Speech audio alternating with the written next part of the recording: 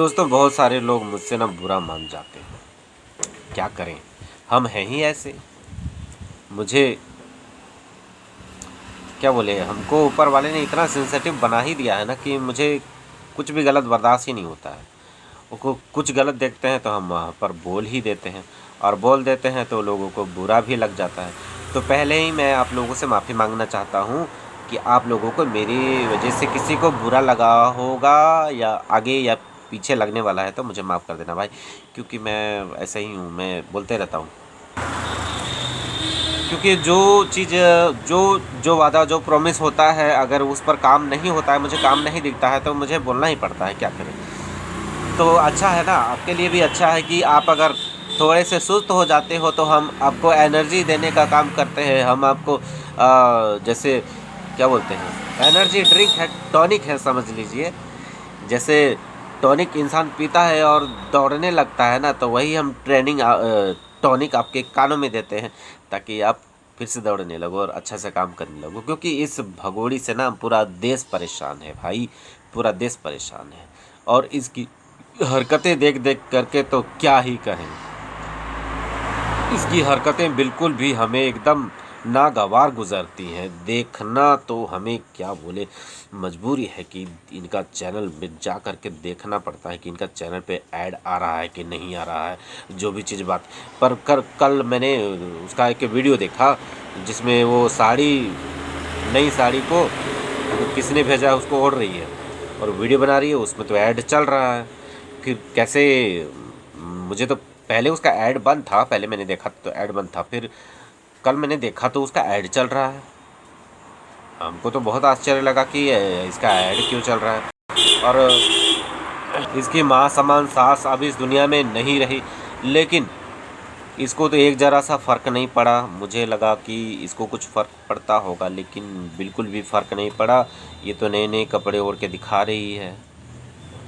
कल हम ज़्यादा उसके चैनल पर जाते नहीं हैं, लेकिन सिर्फ हरकतें देखने के लिए जाते हैं कभी कभार।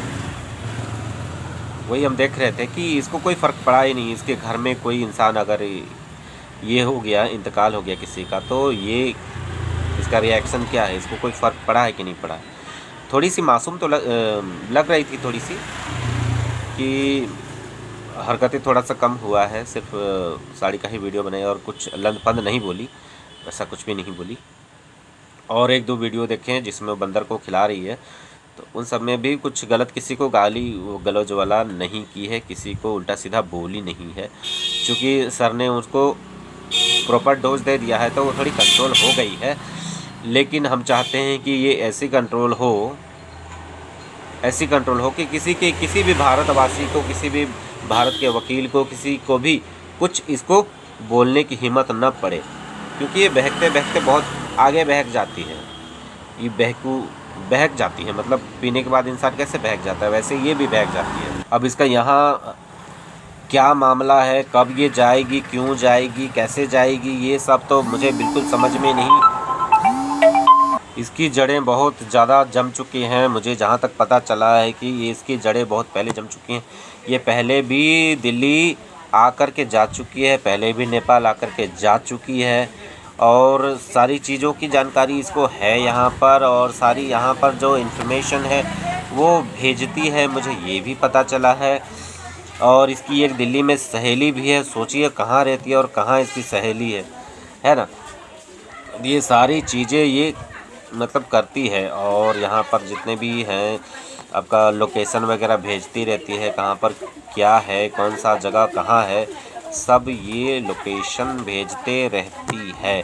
और देखिएगा कुछ दिन बाद ये दिल्ली जाने वाली है, फिर से घूमने के लिए फिर से जाने वाली है, और कोई मंदिर जाने वाली है। मुझे जहाँ तक पता चला है कि कोई मंदिर भी ये जाने वाली है।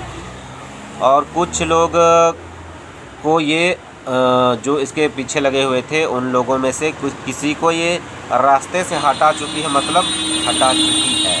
इसका बहुत बड़ा गैंग है। हो सकता है कि सर उसी गैंग को पर्दाफाश करने के लिए अभी कुछ कर नहीं रहे हैं, कुछ इसको ढील दिए हुए हैं कि और ज़्यादा नाचो और ज़्यादा नाचो।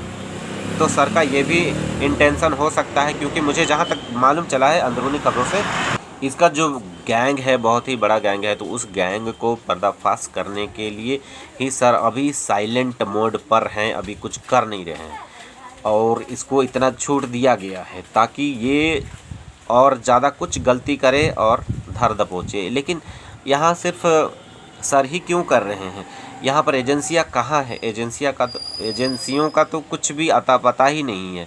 कोई एक छोटी सी भी जानकारी कलेक्ट नहीं किए हैं, कुछ भी नहीं किए हैं। मैंने एक जासूस का ये भी देखा था, मैंने इंटरव्यू भी देखा था जिसमें उन्होंने कहा कि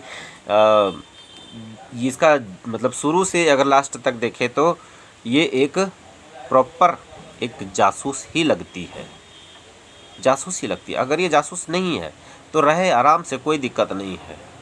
जिस तरह से बांग्लादेशियों को, रोहिंग्या को यहाँ खिला रहे हैं उसी तरह इसको भी खिलाएंगे, क्या दिक्कत है? तो दोस्तों किसी को बुरा लगा होगा मेरी बातों से तो आप लोगों से मैं क्षमा चाहता हूँ। और मुझे लगा था कि कुछ जो काले कौवे टाइप से हैं वो सवाल करने पर गाली देते हैं, तो वे लोग थोड़ा सा संभल जाएं, क्योंकि हम लोग भी यहाँ पर बैठे हैं देखने के लिए। आपकी छवि ख़राब होगी, आपका खुद रेपुटेशन ख़राब होगा। तो आप लोग किसी के साथ ऐसा अभद्र व्यवहार ना करें रात बेरात कॉल करके। बस यही कहना चाहते हैं और अच्छे से रहिए, मस्त रहिए। Bye, take care.